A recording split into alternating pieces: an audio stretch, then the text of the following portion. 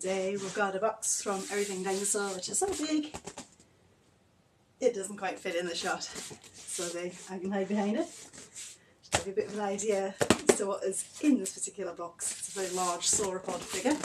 So before I get on and crack this open for you, I'd like to say thank you to a subscriber who has sent me a parcel, and this particular subscriber has sent me several parcels, as regular viewers will know, and looking forward to opening that one on my birthday. And it's also down to that particular subscriber as to why I've gone ahead and bought this particular model, because they do reviews themselves as well, they don't make a big fuss about it. This is quite tough to get into. So, thank you very much, subscriber, and thank you in advance for whatever is contained within that other rather substantial box that you have sent me. I have some trouble getting to this one today. So, what I also want to do is say hello to my own relatives, my nieces and nephews. So that's Alexander, and it's Sunny, and it's Annabelle, and it's our new niece Callie. I also want to say hello to Finn, and to let you know that I'm thinking about you, and I hope you're okay. And I hope that you'll also enjoy watching this video. Oh wow, right, okay, I didn't expect this box to quite fill the outer cardboard box, but it does. I mean, I've got friends in a chat who of course have this figure and have sent images of said figure, including with the box, but nothing really does it justice. It's just how phenomenally huge this actually is. I can't get it out of the box because it's such a good fit. So, this has of course come from Everything Dinosaur. I did put this figure on a sort of, not a pre-order, but a reservation. Goodness me, you can see just how big this is at the time, but I wasn't too sure what the pricing would be. And I haven't been able to afford it, but have been able to this month. So I thought I would be awfully indulgent and pick this figure up. Just having seen my subscribers' reviews of it, and also the fact that sauropod figures, of course, is probably one of the definitive sauropod figures that's out there, and you could not have it in the collection. Got a few more in the cabinet here behind you, which will help to help me show you the size of this thing when I finally get it out. It's very heavy. The packaging is absolutely gorgeous. You know, they really do sort of go to the higher end when it comes to the models, but in terms of budgets they're really not too bad. So there's yet another cardboard box in here. It's going on and on like an endless puzzle, this one. Finally, we've got some foam in here, so the figure can't be too far beneath this now.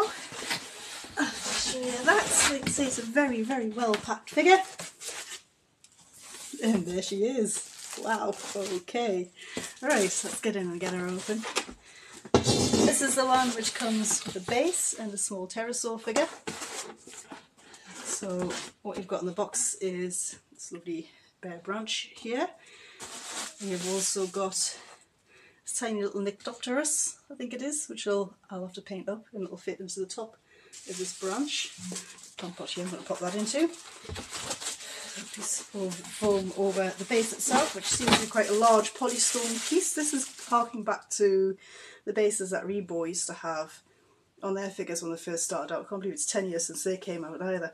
But it's got a nice sort of velvet backing to it for you to display your Alamosaurus upon, and there's also a magnet in here for you to pop the branch in so that stays steady. Right, so let's get Alamosaurus herself out.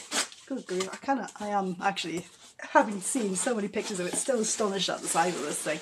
I was torn between getting the purple version or the bluier version, but already in the daylight here, I know either way you're not going to go wrong with either version. I mean, goodness me, look at the size of this thing! And the heft of it, the weight of it's quite exceptional. Let's shake that out of the way. I'm telling Cat's visiting us today, not Alan either, he's popped up yet. Let's see if I can get a close up on the face. So I was particularly impressed with the sculpt of the face and the pictures I've seen here. I think it's focusing on me rather than the figure. I can really see how the colours are showing up at least. And I thought we'd have a closer look at the details here. bit easier outdoors. So here you can really see detailing on this head here. And I mean, it's such a big figure.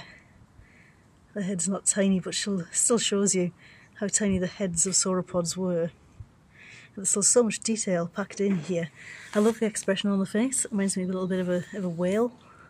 See the nostrils are positioned there. You can even see on the tip of the snout here, sorry, focus keeps losing here, there's a little keratinous beak. It's difficult to make it out without the camera shifting. This really shows up the colours here as well. And I have to say, close up and in the daylight here, you can see that the osteoderms here are tipped in grey paint. So that is a nice touch. They're not as blended with the body as they might have appeared in a lower light level. Really done an amazing job with the paintwork here. The way, you know, you've got these sort of rusty colours on the flanks and these purples. It's almost like a camo colour. The scale detail as well. It's so fine. These wrinkles on the underside of the neck, pulling up the chest here. It's nice as well that they've gone for more of a sort of orangey hue on the limbs at the front here, and more purple on the rear. Just a really, really well thought out and classy paint design. You can see how it tails away orange at the end here as well. And this is kind of in keeping with the idea that unlike, you know, sort of large mammals, large dinosaurs were probably fully colour visual. In fact, they probably saw more colours than we do. So, absolutely fantastic figure. I think to do it justice, you need to have a closer look at the base here as well, which, as you can see, has got some resin water running across it. The footprints of the Alamosaurus, these are obviously the hind footprints, and nice little flat detail on here as well, which is nice because it's quite nicely painted. It's not just green. There's also some lovely sort of mossy, lichen-y type texture here as well. And then coming up to the branch, it looks almost like a real branch. And if we look here at the Nyctopterus, pretty sure it's a Nyctopterus.